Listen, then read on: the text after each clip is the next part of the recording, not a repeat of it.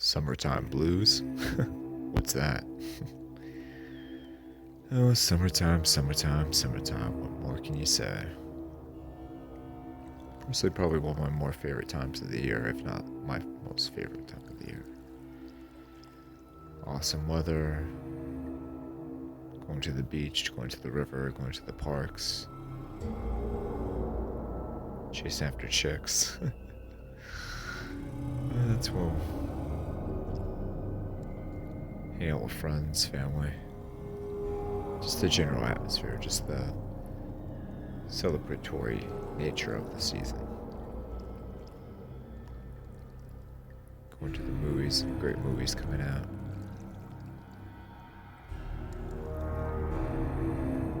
Around where I was, summertime was a legendary season.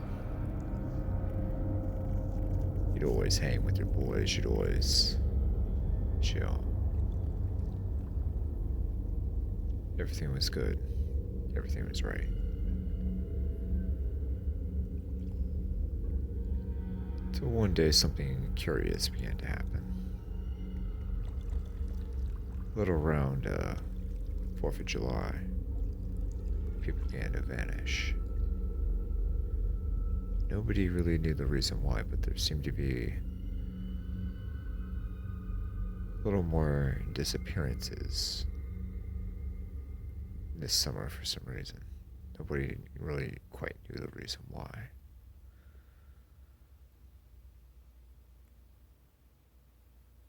I didn't think much of it. It was just a little puzzling. 'Cause people had gone missing before, but this year was just something about it that I couldn't put my finger on. Something odd, something weird.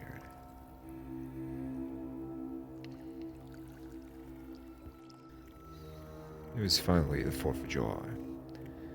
I got up early, went to the beach, chilled out the coast at the beach for a little while, and then began to make my way back inland.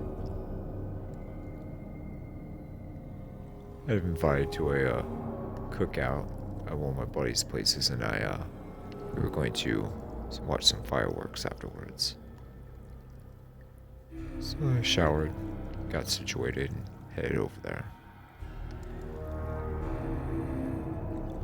The hot dogs and the burgers were just mouth-watering. Put a nice bratwurst in my. Just tasted that bratwurst and it was just. Got some onions and some mustard on it. It was just incredible. Just melted in your mouth.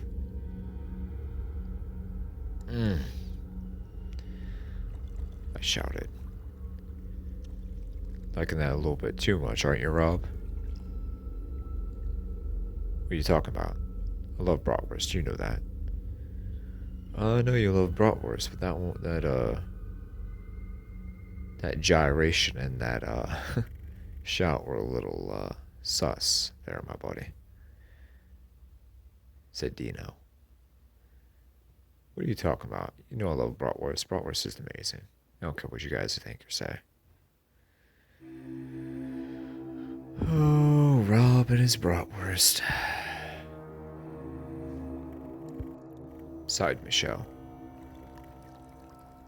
I'm surprised that you guys like bratwurst as much as I do.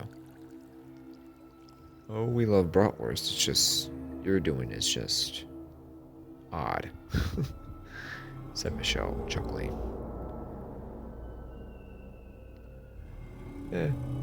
I'm usually that way with lobster or crab meat, but bratwurst never really hit the spot like that for me as it does for you, said Dino. Well, I guess, whatever. You guys excited to see the fireworks this evening? Should be a good show. Do you think, what was this? See, Marge there? Said Tony, deviously smiling. I don't get it. What is the thing that you got from Marge? Oh man, she's just delicious. Not as delicious as this bratwurst. Oh, she's better than that bratwurst, my friend. I'll tell you that much.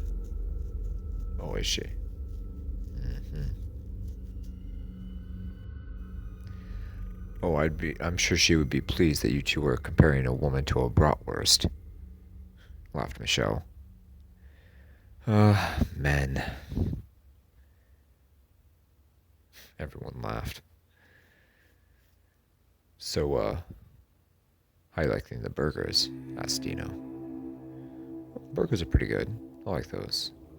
You ever thought about making bison burgers? Those are amazing. No, but, I might do them in a little while. A couple weeks, maybe, said Dino. Everyone continued eating. We had a couple beers and began to make our way to the river to see the fireworks show.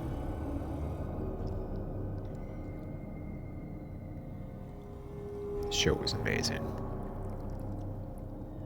Explosion after explosion. Gorgeous colors and patterns after gorgeous colors and patterns.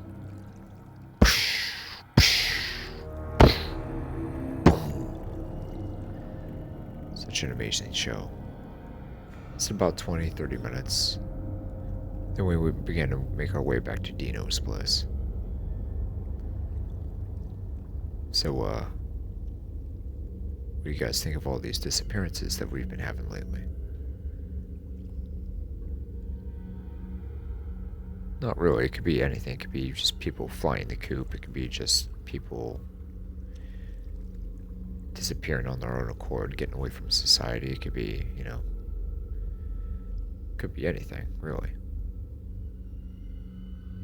I don't know. You don't think that, old Sammy might be, behind it, do you? Why the hell would old Sammy be behind anything? Old Sammy's dead. Precisely, said Dino. Old Sammy was old Army veteran. World War II veteran, to be specific.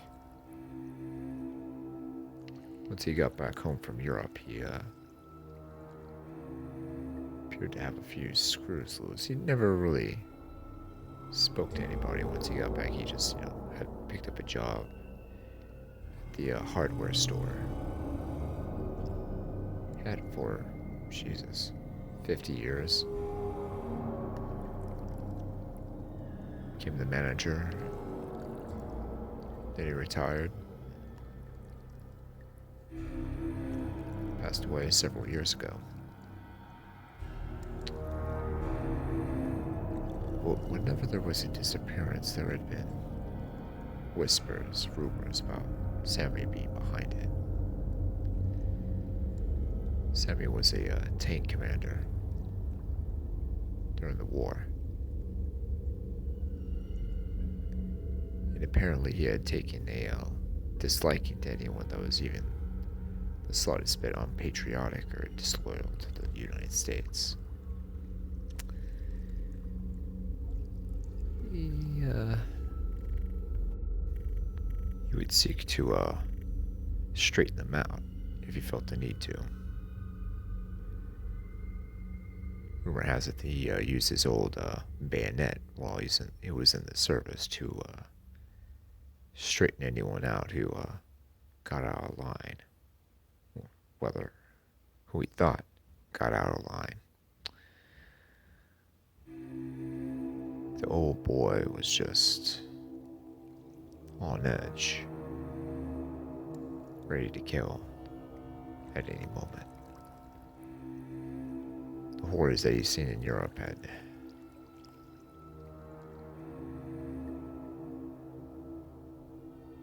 just plagued him for decades. And now, he seeks to strike at the disloyal and the ungrateful from beyond the grave. Dino, that's bullshit, said Tony, laughing. Hey, you never know.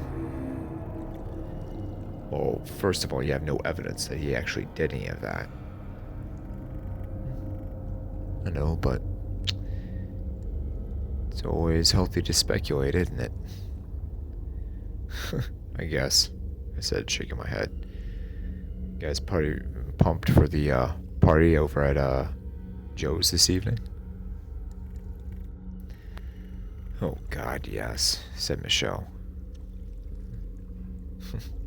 Why are you so eager? I asked. Oh, the whiskey and the beer, she uttered. I don't blame you. I'm the same. Can't wait to set off those fireworks he has at his place too. Oh yeah, it's gonna be great, smiled Dino.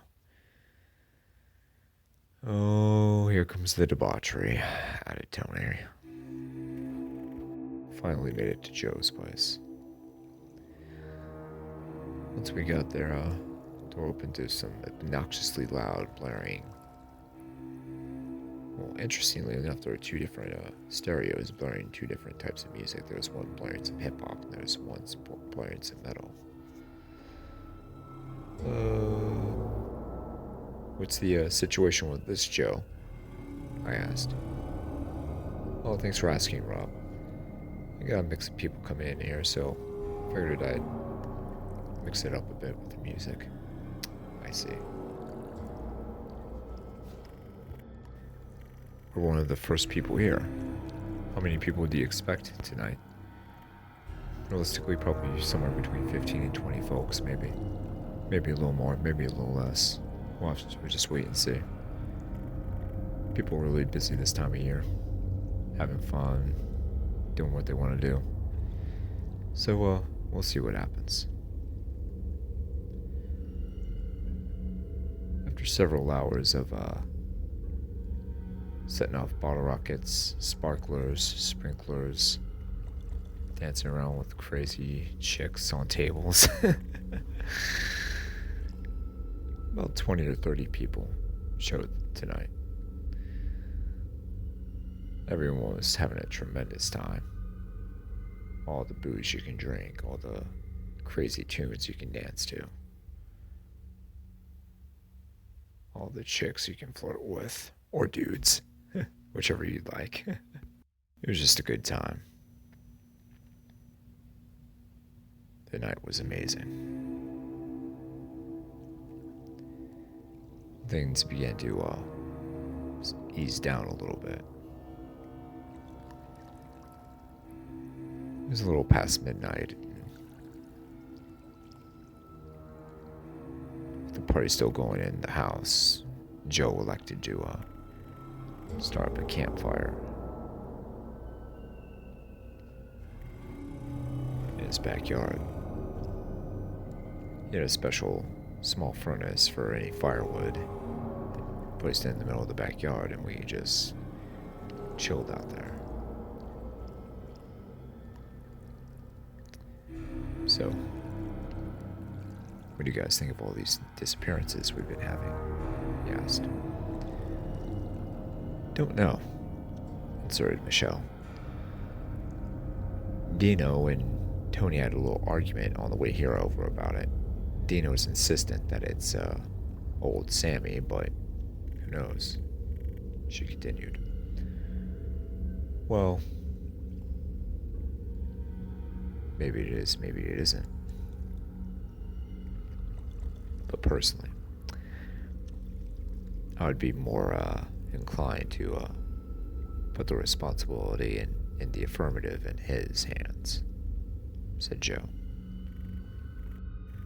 What makes you say that? I asked. Well, Rob, as a general rule, it's said that Sammy is said to snatch anyone that's unpatriotic and ungrateful to our country. If he was ever offended by someone, he would take care of them, dispatch of them. Do it so clean and so sneakily that He'd practically be undetected until someone noticed the disappearance. The old army vet was just fanatic in his support to our country and to our military and our service members. You ever saw anyone get out of line, he'd take care of them. Why the hell does everyone think this is a Sammy? Said Michelle. He barely even spoke to anyone. I mean, yes, he was the manager of the hardware store, but barely even associated with anyone. I don't even think he was ever married. He was, replied Joe. He was married to our country, married to freedom, married to the ideas that it stood for or was supposed to stand for. But apparently one day, back in the 60s, it said that a bunch of hippies were passing through town.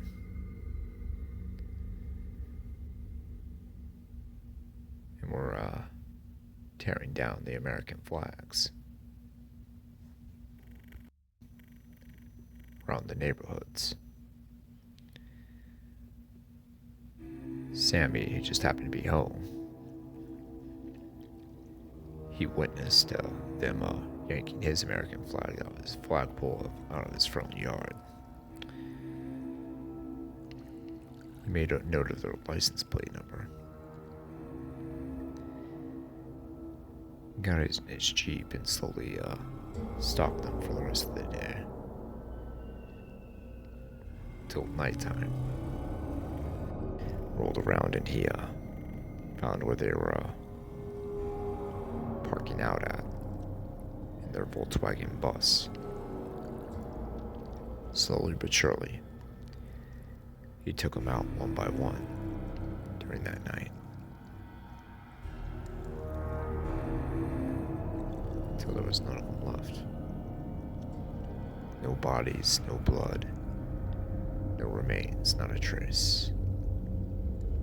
The Volkswagen bus had been found. The doors open and no one in the vehicle. Since then, it's been a mystery about who or what actually happened to him. But the town has never been the same since. Oh, bullshit. It was a bunch of hippies that had too much acid and just went off into the woods somewhere, said Tony. But to forget their van like that, said Michelle. You never know.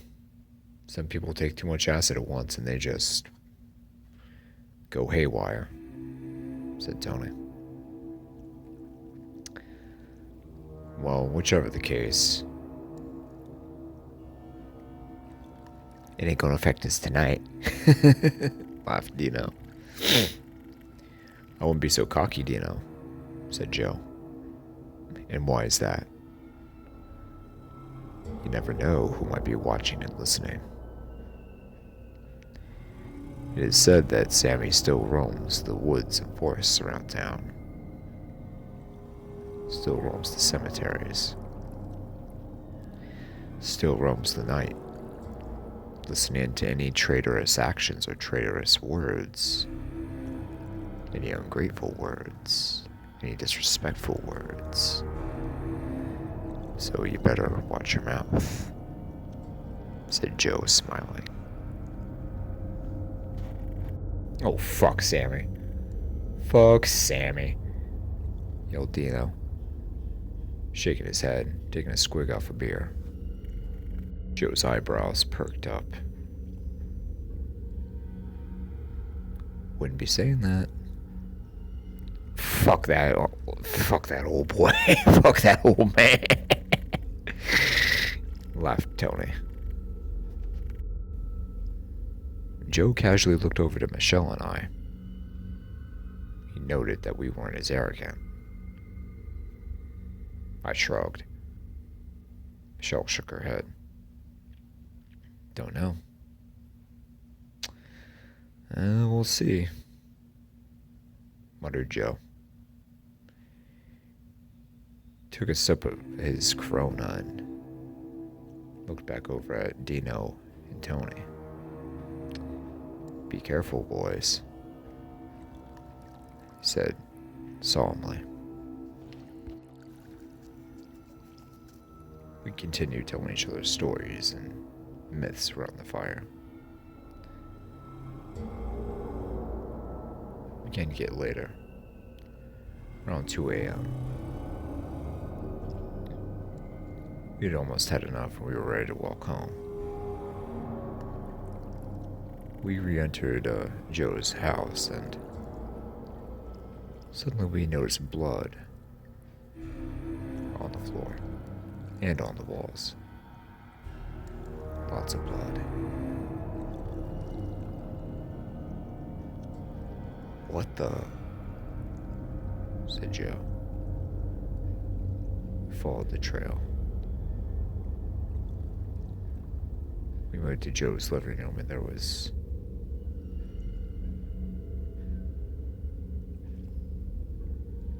God.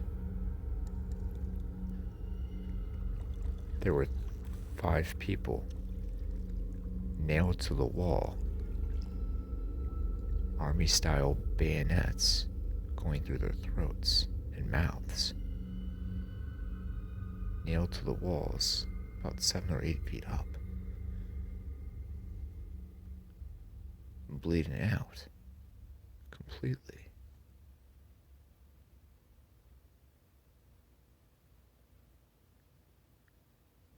Calling the police, screeched Joe.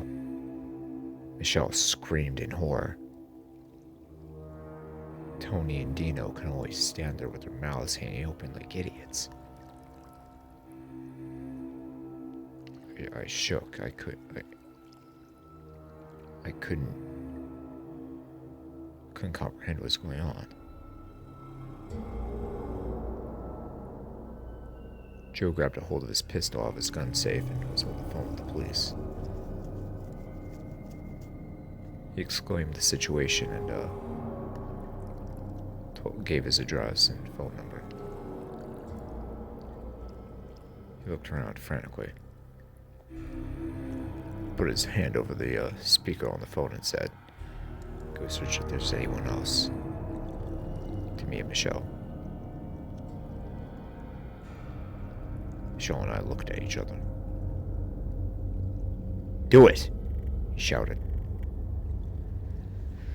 We shook our heads and began to have a look around the house.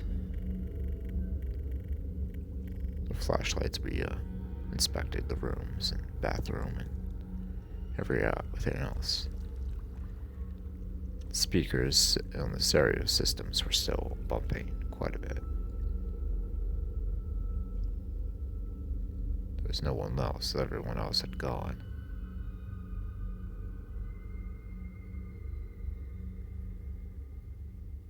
We were out in the garage when we heard a jiggling at the back door on the knob.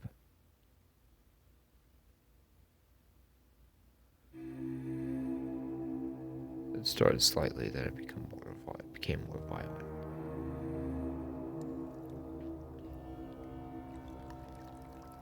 Then there was a banging.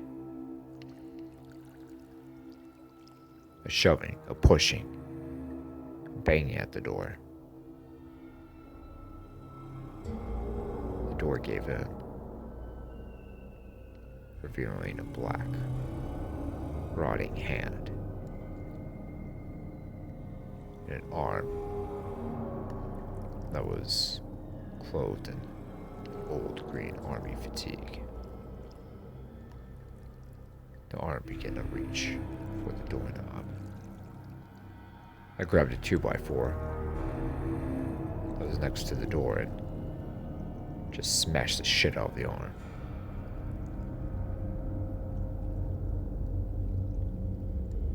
After several hits, the arm retracted back out into the blackness of night.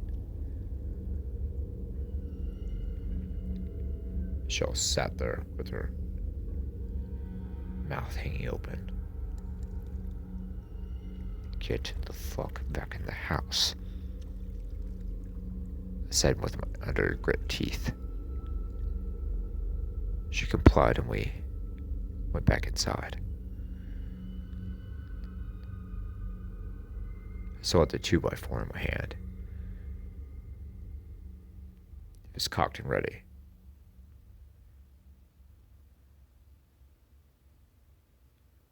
Joe looked at Michelle and I. He was still on the phone with the police and mouthed, "What the fuck? What happened?" Put my finger over my mouth, telling him to be quiet. "We've got to get out of here now," he said silently. Tony and Dino were still there, just staring at the bodies. They were just so shocked and so dumbstruck that they couldn't even move, hardly. "Guys, Tony, Dino, come on, let's go. We gotta get out of here now." They slowly nodded. I grabbed both of them by the shoulder and turned them both around. We were starting to make it to the front door when suddenly the arm smashed through the front door. The black hand, the black rotting corpse hand, covered in the green army fatigues, began to reach for the locks. Click, click. I struck again with my 2x4, but this time the wood just broke over the arm. I stood there for a second, looking, staring. My eyes got big. I couldn't believe what just happened. Then on the sharp end, I just started stabbing the shit out of the arm. Joe put his hand over his mouth while still on the phone. "Yeah, we're being attacked. Please, someone over here now," he shouted. He hung up. "Rob, move," shouted Joe. He raised his pistol, let out some shots right at the arm. He completely emptied his clip. The arm retracted back into the darkness.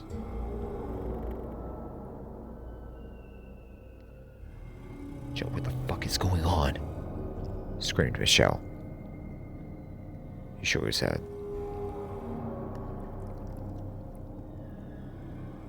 Slowly, he went back to his room to get another clip. Once he got back, he raised his pistol to the front door once again. I looked over at Joe. "Think it's gone?" "Not a chance in hell," he said. "Do you think it's..." He nodded, angrily, looking over at Dino and Tony. What? What are you trying to say, Joe?" said Dino. Dino just continued to stare at them silently. "Whatever, man. You're full of shit," said Tony. Just then a small explosion at the front door.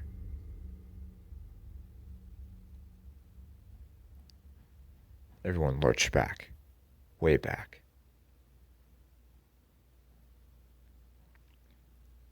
It was a decent-sized explosion, but it wasn't huge. Small, just enough to bust open the door, but not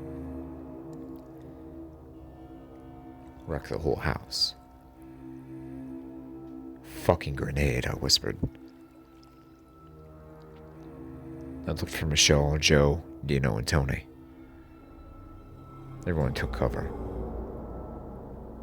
We were more towards the dining room now, towards the table.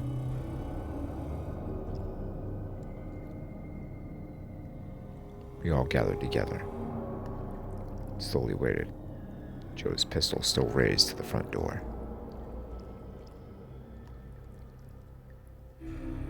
Machine gun fire. Hellfire of machine gun fire rained into the house. Repeating and repeating. Tony had been hit. Hit several times in the chest. How the hell is he shooting him from that vantage point? I thought to myself. That doesn't make any sense. There's hardly any room for him to have a shot, but he hit him in the chest so easily like that. Michelle screamed. I put my hand over her mouth and my other hand over her shoulder, and I shushed. Shh. The machine gun fire stopped. Tony was on the floor, bleeding out. He rolled very slowly, clutching his chest, blood spewing everywhere.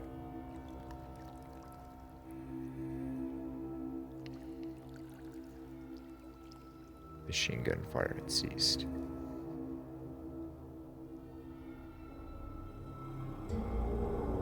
But the nightmare hadn't.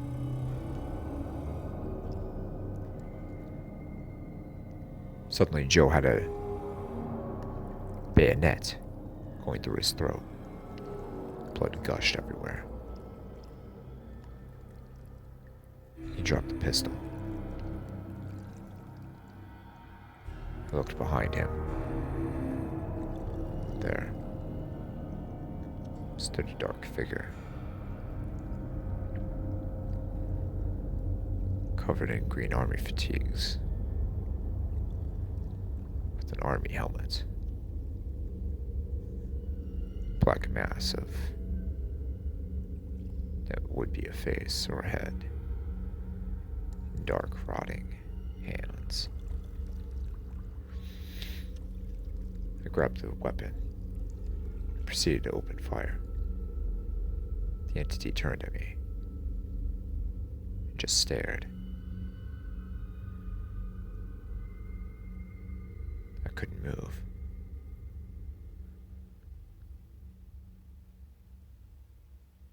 Slowly he removed the bayonet from Joe's throat.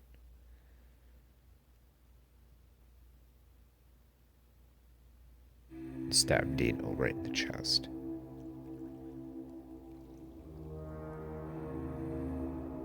My mouth flung open. But as he was distracted with Dino, I opened fire once again. Going right for the head. It was to no avail. I grabbed Michelle by the hand and we made our way out. We made our way out and we ran as fast as we possibly could. Behind us, we heard the rumble of an engine.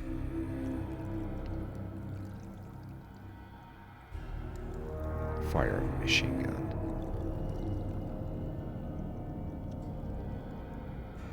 And a blast of a cannon. God, he's got a tank, I shouted. Looked over at Michelle. Run like hell and don't fucking stop. Just keep going. Go.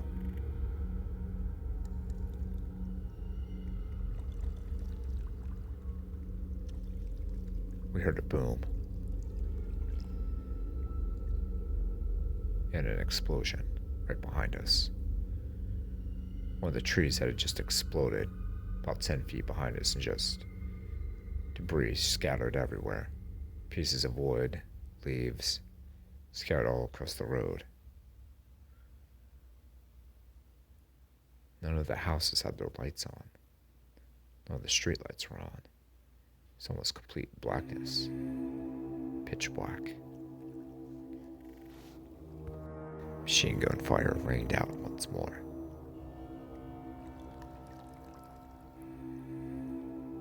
I ran. Continued to run. Suddenly I noticed that Michelle was no longer next to me. I looked back a ways and there she was, in the middle of the street. Just laying down there. No breath, no sound. The figure had gotten out of the tank and began to walk towards her dead body.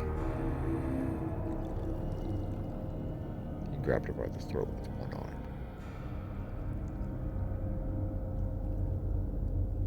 And dug one of his bayonets deep into her spine, lifting her body and impaling her with the bayonet with one arm. He raised her up in the air above his head in a triumphant victory pose. Son of a bitch! I rose my pistol again, but I was now out of ammunition. I dropped the weapon and I continued to run. I screamed for help. I knocked on a door or two, pounded on a door or two, but no one would answer. I screamed and I screamed and I screamed. I checked my cell phone and there was no connection. I kept running. Machine gun fire rained out once again. I heard the rounds and the bullets were ricocheting off the concrete of the road. Another boom. Another explosion. Taking out a car which I was just passing on the sidewalk in someone's driveway.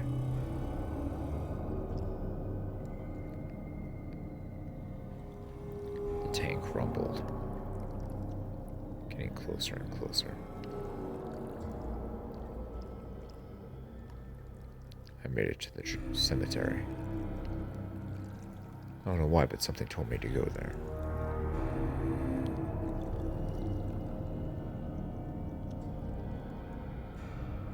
I made it to Sammy's grave.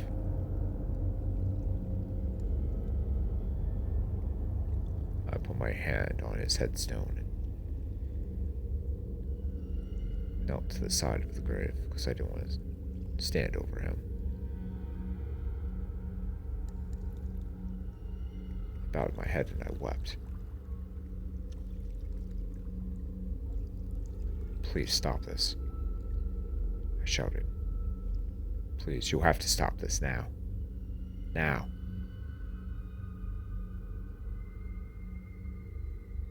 I shook my head and waited several moments.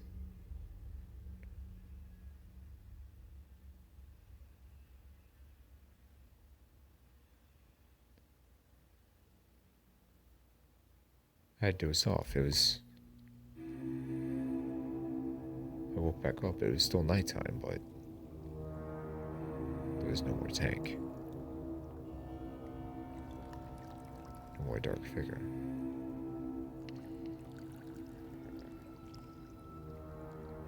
I shouted for help once again, but no one would answer. Tried my cell phone again, but no, there was no signal.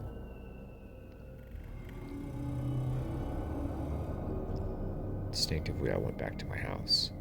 I checked everywhere around town. There was nothing here. There was no one here. No people. It was a dead zone.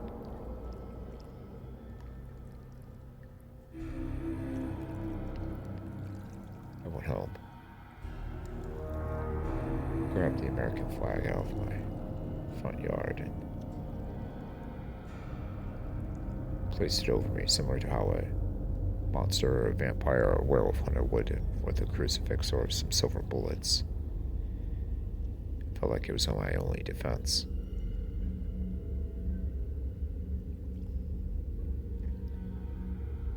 I crept into bed.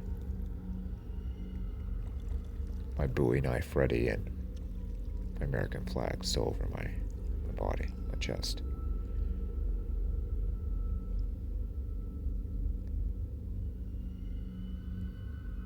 fell asleep, only to be wakened by the sensation of a massive hand over my forehead, grabbing me and pinning me to the bed, with a sensation going through my throat from the back of my neck. I couldn't breathe, I couldn't speak, I couldn't move.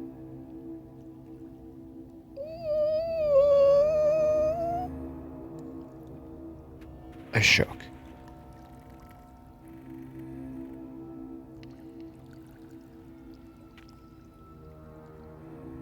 I woke up again.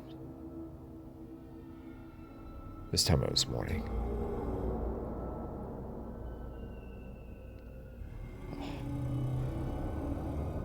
God, what a fucking nightmare. I turned the TV on to find there was a mass killing in our town, at Joe's place.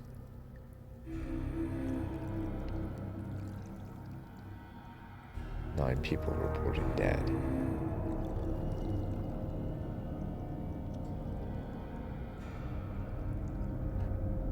I got up and I went back to Joe's place, but it was roped off and there were tons of cops and news everywhere. Went back to the cemetery.